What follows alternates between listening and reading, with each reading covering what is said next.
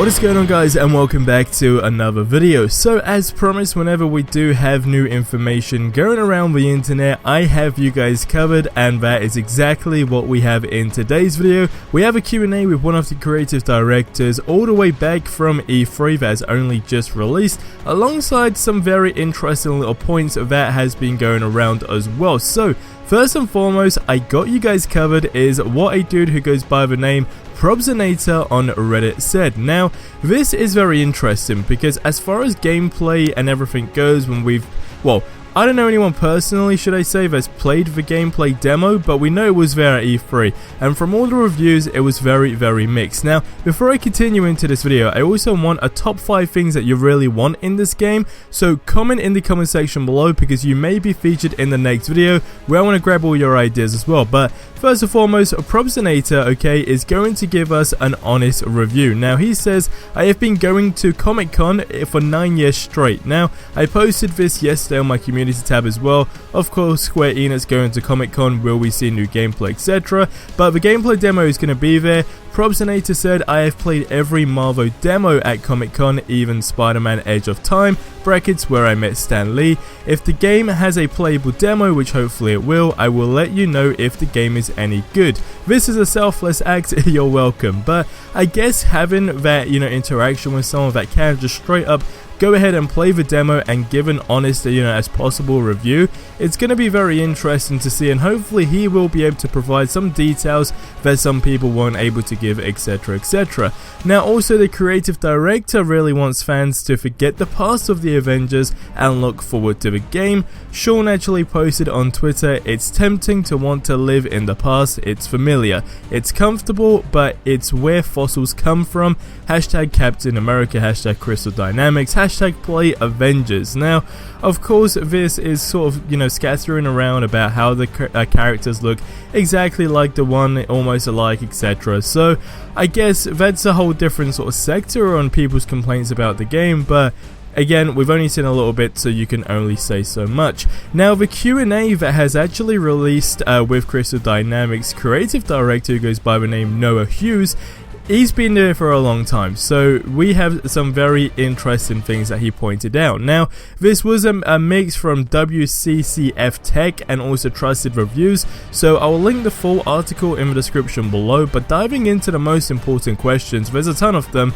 so I've only picked out the ones that seem important, of course, and it was about the looting system. So he says, adding to that, how important is the loot in the endgame of Marvel's Avengers?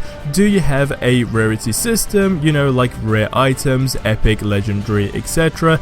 And then Noah replied back by saying, yes, definitely the equipment, the gear that you'll be collecting. There's plenty of gear that is much more difficult to acquire and it's going to give you additional benefits. Part of the fun is to start as a very powerful superhero, but through the acquisition of skills and gear, I really feel like you're tailoring that character. And part of that is a sense of difficulty to acquire that gear, so that when you finally have it, it feels like a story. I did this and now I'm ready for this bigger fight.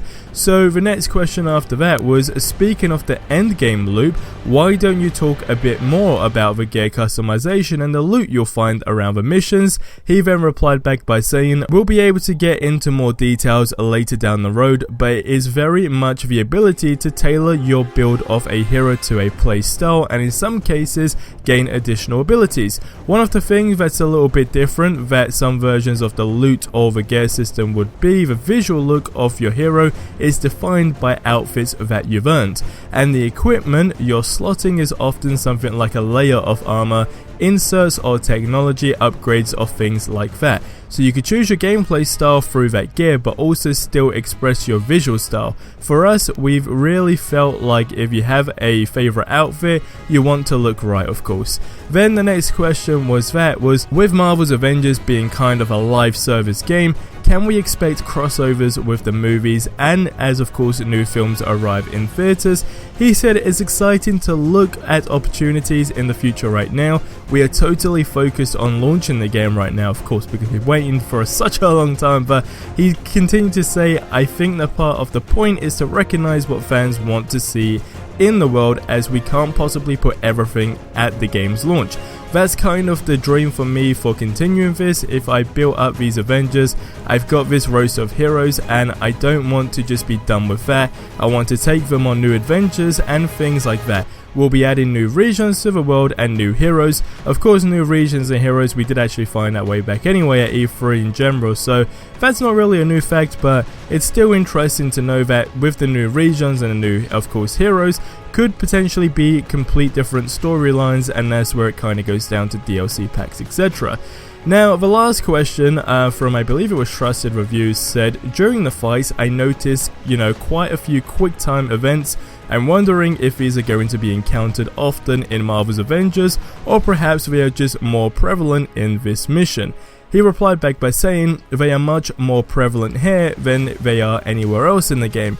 This is an opening sequence, and we actually use in some cases what looks like a quick time event to train the player. So in this case, where we see Thor smash down in the opening of the level, we're really introducing you to those heavy attack buttons and then onboarding you with that. And generally there are a few exotic moments where you may have to express the effort of the hero or something like that, but it isn't a core part of our gameplay, and it's one that we don't want to overuse. I think that we use them both for training and exotic moments, but we use them sparingly.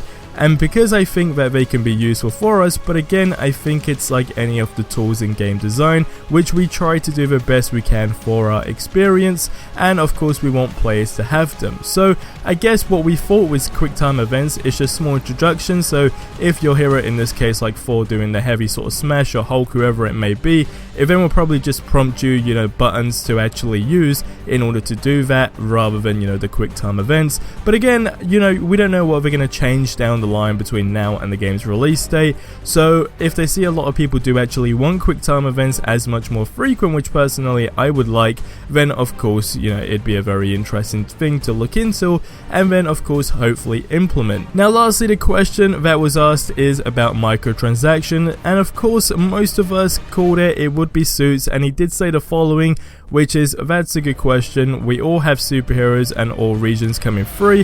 When we talk about things like outfits, some of those can be unlocked from gameplay, and some of those can be purchased as well, but in that case it's not a gameplay advantage. So of course, as mentioned, most of us called it anyway. With the microtransactions, we were already told that it's not going to affect your actual gameplay experience, but instead it's going to affect, the visual sort of aspect of your character. But again, it's better to be like that, and maybe, I guess, some sort of heroes, again, I've mentioned it so many times before, with the PlayStation 4 exclusives, whatever it may be, may well just then fall into a microtransaction part where if you don't have a PlayStation 4, then you're not going to get this certain character for free. Again, it's kind of be a stupid move to go down, but if it's then an exclusive, or I guess a pro for having a PlayStation 4, but then they see a lot of people on other consoles want it, I don't know, it depends on the demand, and like any sort of game developing company, if you're consistently going to be adding more things into the game, and from what he said in this Q&A, which seems like new stories in, potentially like a DLC pack, then of course it makes more sense to then go ahead and purchase those. But who knows, I don't make this game, and no one actually knows any of the other details. But I want you guys to get in the comment section below and let me know what your overall thoughts are on this when it comes down to the quick time events, adding heroes, and of course the loot system. I guess it's a good thing you're not going to have to, purchase your loot and all that, but again, get in the comment section below and let me know how you guys feel about that. That being said, that is going to wrap up this video. So if you did miss the last video, we were talking about the new universe details. We had a bit more character information, of course, alongside multiplayer as well. And then before that video, we did make a video on how to get the beta for free. Again, just a quick recap, if you guys pre-order the game, you can go ahead and enter yourself for the free beta. But if you're like me and you're cheap and you don't actually want to lose money for something you're not going to get right now, you can just, in a nutshell, go through Amazon and pre-order the game, but you don't have to make payment technically now, but payment will then be taken when the game is shipped. But as far as everyone was aware, I mean, I've done it myself, they will go ahead and still email you the beta code as well. So it's kind of a win-win, so if you're into that sort of stuff, then definitely go ahead and try that out. But guys, that's going to wrap up this one here. As always, I hope you guys have yourselves a ridiculously amazing day. Subscribe for more awesome content, and until the next one, adios amigos.